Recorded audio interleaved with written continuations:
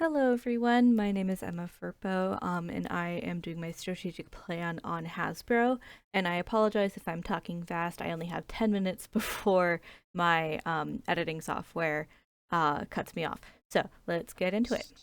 So, when it comes to stakeholder analysis, um, Hasbro has a lot of regulatory industries that it works with, such as the Southeast Asia Toy Association, the World Federation of Advertising, and also, very importantly, the Indian Department of Promotion of Industry and Internal Trade, which is kind of a mouthful. When it comes to shareholders, Hasbro includes a lot of major vendors in their repertoire, such as Target, Walmart, and Amazon. They also have their own share like Hasbro Ethical Sourcing Academy and also Hasbro University that they're very proud of. When it comes to the pastel politically, there's legislation protecting third-party creators and transformative content, meaning that Hasbro can't profit off of that demographic. There's also legislation in the works when it comes to AI and art, meaning Hasbro has to continue paying for human creators to fuel creativity. Economically, inflation rates in China, which is Hasbro's main manufacturing company or country, they're going inflation rates going down, and Hasbro will be able to keep a smaller overhead. However, the opposite can be said for India. Um, Although the company Hasbro laid off over 1,000 workers, which is 20% of its workforce, last December, 2 weeks before Christmas, because of poor yearly sales through the pandemic. Socially, Hasbro has gotten into recent trouble for trying to profit off of transformative content, which led to a large boycott of Hasbro's products in the fan base. Technologically, of course, AI has a role in everything, including writing and developing games. The current CEO of Hasbro made some statements in favor of AI, but the fan base and other executives were very negatively affected by those statements, and they wanted to keep most of the properties authentic. Environmentally, unfortunately, plastic makes up 90% of the toy industry, which means that 40 tons of plastic are produced from per $1 million in revenue. Consumers are aware of more plastic harmful effects than they ever were, so we'll talk about that more in a minute. Um, Legally, some people are saying that Hasbro has a monopoly over the toy and game industry, but that's not entirely true. Their main competitor is Mattel, so it's more like a duopoly, but we'll get into that in a moment.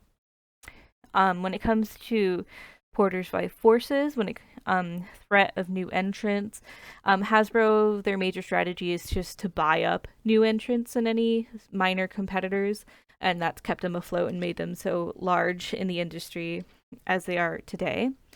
When it comes to bargaining power, the customers don't have a lot of bargaining power just because of the aforementioned strategy of just buying everything.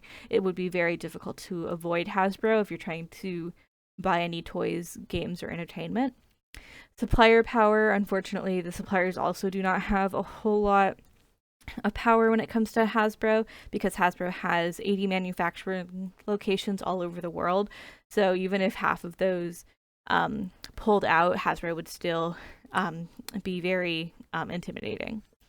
There is a pretty major threat of substitution when it comes to companies like Lego and Mattel, who manufacture Barbie, and also Disney. Smaller game companies do not pose much of a threat because, again, Hasbro will probably buy them up. Same as Mattel, that's their major strategy. Mattel is the major competitor for Hasbro. Some people have been saying that Hasbro and Mattel are in a war like Coke and Pepsi.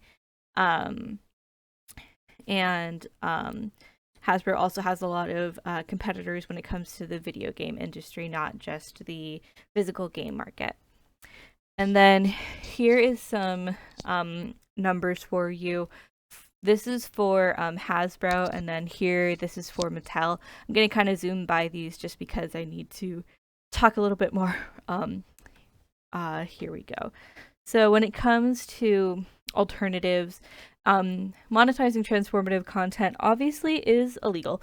And the first thing that they can do is Hasbro can stop monetizing or monitoring these websites and actually engage with the people that are making transformative content, because obviously these users have a deep love for the brands and have noticed an issue or another way to elevate the game that Hasbro hasn't. So in working with the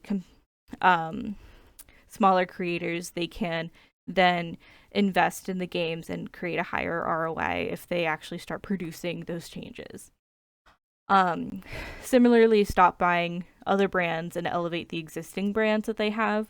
Of course, this strategy of just buying up their competition has worked well for them, but I think it's getting a little old and they don't need to, and people really appreciate quality products more than just a quantity. I'd rather have a really good game that I can play over and over again than 10 little games that are really boring. And then Hasbro really needs to start developing electronic games like video games or apps, because that's just the way that the industry is going. Children aren't playing with physical toys as much anymore. They're pretty much all playing video games or on their phone or on their iPad. And then here's the SWOT with the top 5 of everything. I'm also going to kind of zoom by this. So when it comes to stop buying up brands and investing more in your existing brands, as I mentioned, quality products are in high demand. And if we also let smaller production companies have their space in the market, we can work with them in the future. Hasbro does a lot of collaborations with other industries like Star Wars, Monopoly, or there was even a Overwatch Monopoly, which is really goofy, but people loved it. And then also, obviously, ensuring all factory employees are being paid a livable wage and that the factories are safe to work in.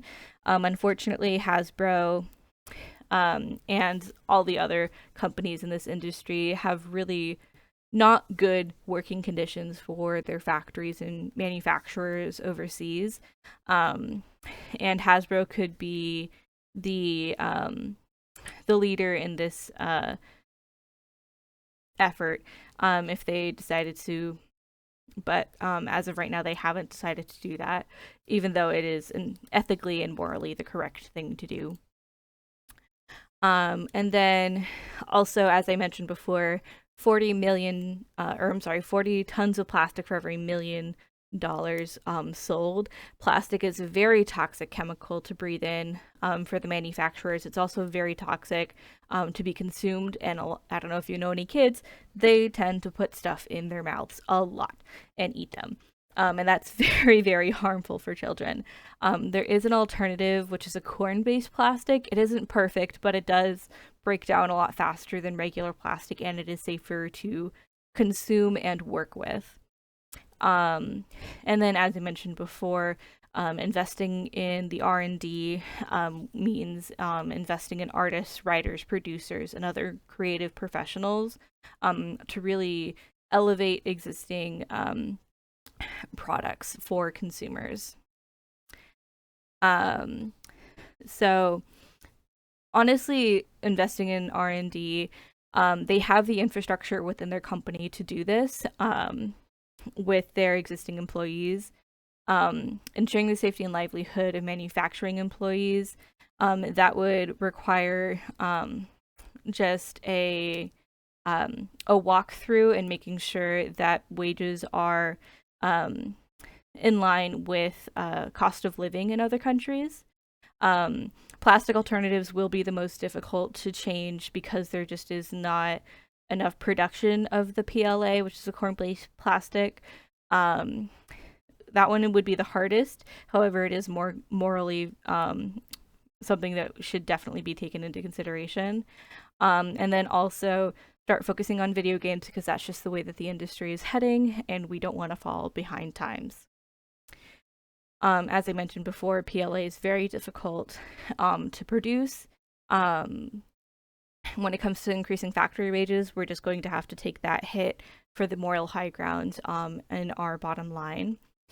And then our competitors have a lead when it comes to entertainment with the Barbie movie, but we could easily catch up.